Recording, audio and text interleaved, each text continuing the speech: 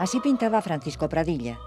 Sus contemporáneos le consideraron el artista español más importante del momento, y sus paisanos creyeron ver en él al sucesor de aquel otro aragonés que les llenó de orgullo patrio, Francisco de Goya. Los dos son aragoneses y los dos pintan como se pinta en Aragón desde mitad del 18, una técnica muy suelta, muy abocetada, que es la técnica de Luzán, de la escuela napolitana. Goya revolucionó por completo la pintura de su época, Pradilla no. Pradilla es un hombre que pinta bien en su época, de los mejores de su época, pero no introduce cambios fundamentales. Villanueva de Gállego. A la orilla de la vieja carretera se conserva aún la casa donde Pradilla nació y la iglesia donde fue bautizado.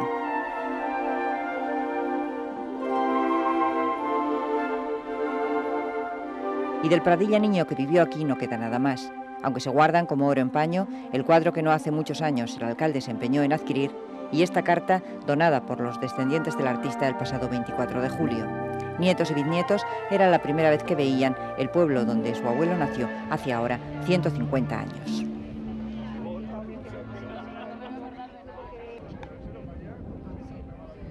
Yo en mi imaginación de niña me imaginaba una cosa pequeñita, una aldea, y decía, fíjate, nació en Villanueva de Gállego, y luego lo famoso que se hizo. Yo creo que mi abuela fue una temporada que ha estado olvidado, bastante olvidado, antes de, no sé, además decían pintor de historia, un poco así, casi despectivamente algunas veces, que un pintor de historia, gente que no conocía los cuadros, que eran encargos, que tenían, que son maravillosos. Pradilla se va a vivir a lo que era el número 35 del Coso de Zaragoza, con 11 años. Sus padres carecen de medios para llevarlo a estudiar, pero le buscan trabajo en un taller dedicado a decorar los telones del teatro principal. Con el dinero que gana se matricula en la Escuela de Bellas Artes de San Luis, ubicada entonces en este bloque de la Plaza Salamero.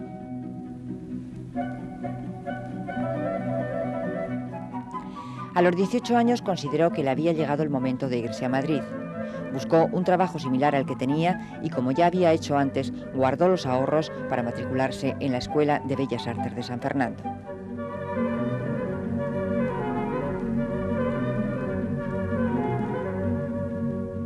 Nadie le reprocha los esfuerzos que ha hecho para llegar hasta aquí, pero siente lo que todo chico pobre en un ambiente adinerado, que no cuaja. Lo único que tiene entonces a su favor es que pinta muy bien y que cuando sus compañeros organizan apuestas para averiguar quién de entre ellos es el mejor, las gana.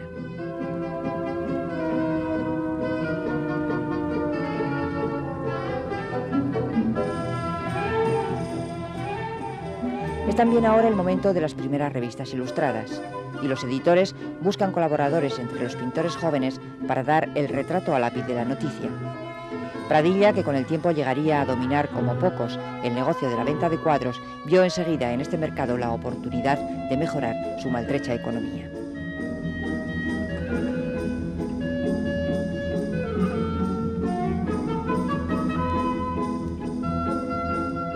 Quizá por esa falta crónica de dinero, Pradilla no fue asiduo al Madrid de las tertulias y el café. Salía poco, y cuando lo hacía era para ir a la Biblioteca Nacional o al Museo del Prado. De camino pinta cuanto ve y por la noche asiste a clases de acuarela.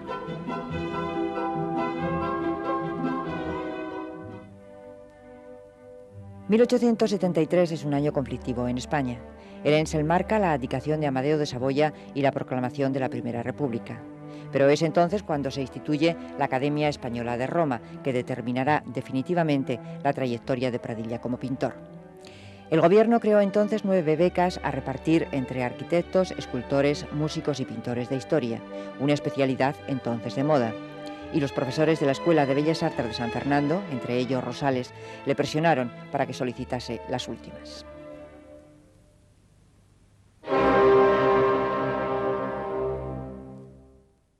Y este es el cuadro del examen con el que se ganó la beca para estudiar en Roma, el Rapto de las Sabinas, hoy expuesto en la Facultad de Bellas Artes de Madrid.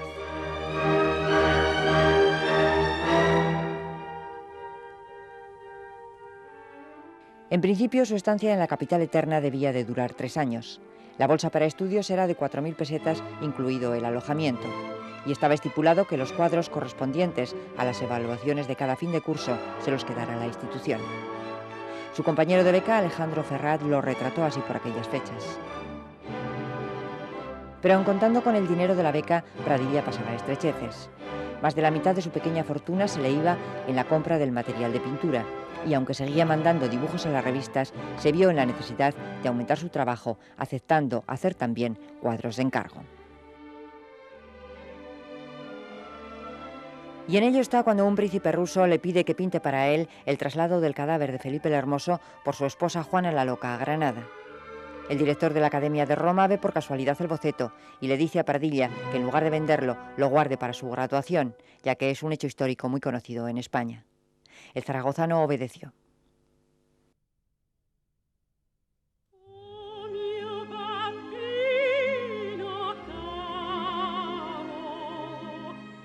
Este cuadro, Juana la Loca ante el féretro de su esposo, hoy en el Museo del Prado, fue el triunfo más grande que tuvo nunca el artista, el que le dio fama y el que le proporcionó los más importantes encargos. Cuentan que la primera vez que se expuso emocionó hasta las lágrimas y acabó por obtener la primera medalla de honor en la Exposición Nacional de Bellas Artes en España. A este premio le siguieron otros en la Exposición Universal de París y en la de Viena. Esa historia famosa de la Juana la Loca, que como tenía miedo que le robaran el cadáver de Felipe, pues siempre iba dejándolo todas las noches en un convento que fuese masculino, nunca en un convento de monjas, porque entonces se lo podían robar las monjas, ¿no? De ahí que una vez que se equivocan, salgan al campo, a pasar la noche en el campo, porque la reina no quiere de ninguna manera que se quede en el convento de monjas, el Felipe. Bueno, aun en un tema tan detallado, que está contado como si fuera una historia, ¿no? Como contar, pues prácticamente él es capaz de interpretarlo de una manera libre y suelta. A partir de entonces, a Pradilla, que sigue viviendo en Roma, le llueven los encargos, sin dejarle tiempo para hacer otras cosas. Los oficiales y los particulares. Era el especialista en pinturas de historia, y la pintura de historia estaba en pleno apogeo. Como traídos de la mano por el éxito anterior, los más duros momentos de la vida de Juana la Loca, como su reclusión en Tordesillas, fueron también plasmados en el lienzo.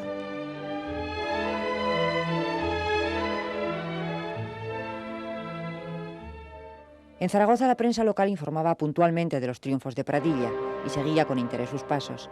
Pero cuando hubo que pintar el techo del casino principal, se eligió a Alejandro Ferrat, el más íntimo compañero de estudios de Pradilla.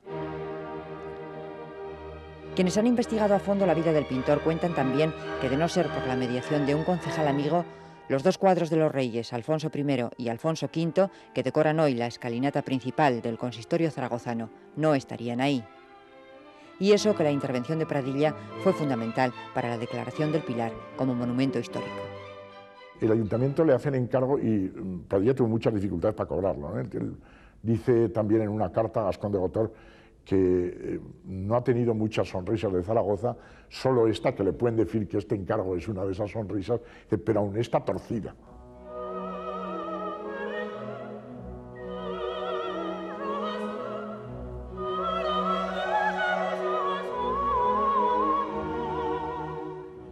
Seguía en la cresta de la ola del éxito cuando el Senado español le encargó que pintara la rendición de Granada. Por este cuadro, en el que estuvo trabajando 2 interminables años, Alfonso XII le entregó la Gran Cruz de Isabel la Católica. Y gracias a la prensa, que contó el esfuerzo físico y material que el pintor había realizado, recibiría también el doble del dinero en principio estipulado.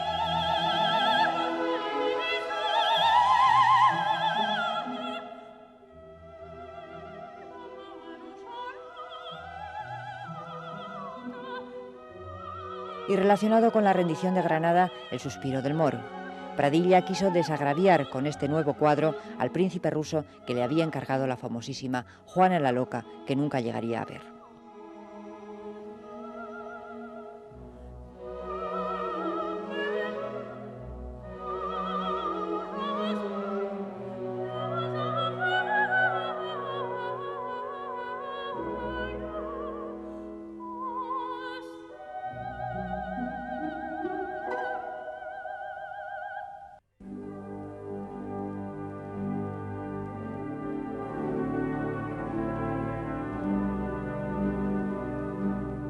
Las primeras composiciones que ejecutó en el Palacio de Linares están fechadas también en estos años de plenitud e inspiradas posiblemente en el monasterio de Piedra, a donde había viajado unos años antes.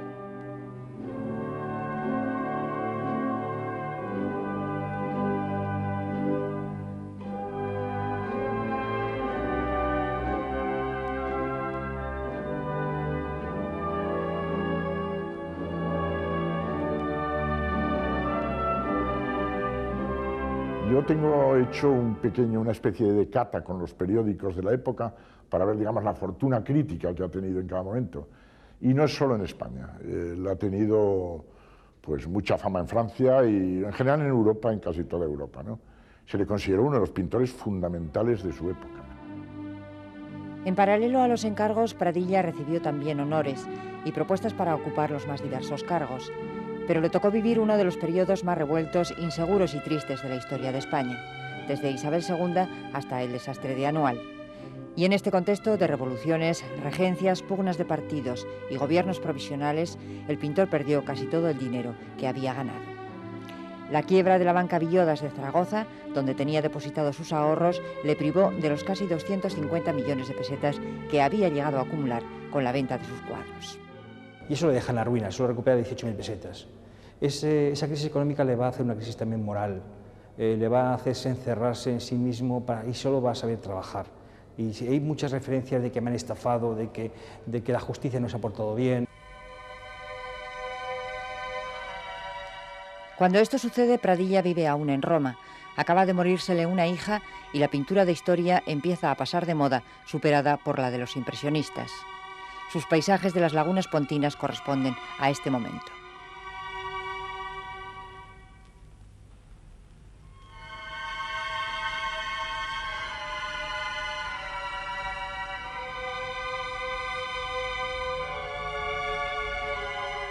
Las excelentes relaciones que había entablado desde el principio con marchantes de toda Europa le permitieron ir recuperándose poco a poco de la crisis, y cuando volvió a España y se instaló definitivamente en Madrid, ocupó una de las mejores viviendas de la calle Rosales y un estudio que situó en un palacete árabe de la calle Quintana. Su legado se cifra hoy en 1.200 obras diseminadas en colecciones particulares por Europa y América, aunque la facilidad con que pintaba hace suponer que existen muchas más. Cuando se han hecho estas antológicas en mi abuelo, tanto en La Lonja como en Madrid, en el museo, vinieron cuadros de rincones del mundo insospechados, o sea que ahí tiene obra en Rusia, en Buenos Aires, en Alemania, y hay muchas cosas que están perdidas que todavía irán apareciendo de mi abuelo. Cuando muere en 1921, a su entierro va un representante del rey y el presidente del gobierno, Antonio Maura, en persona. De la importancia que tuvo y los honores que recibió, daba buena cuenta al final de su vida su tarjeta de visita. Francisco Pradilla, caballero Gran Cruz de Isabel la Católica, miembro del Instituto de Francia y oficial de Instrucción Pública, caballero de la Legión de Honor, académico honorario o de mérito de las Reales e Imperiales Academias de Bellas Artes de Berlín, Viena, Múnich, de la Real e Insigne de San Lucas de Roma, de la de San Luis de Zaragoza, correspondiente de la de San Fernando de Madrid,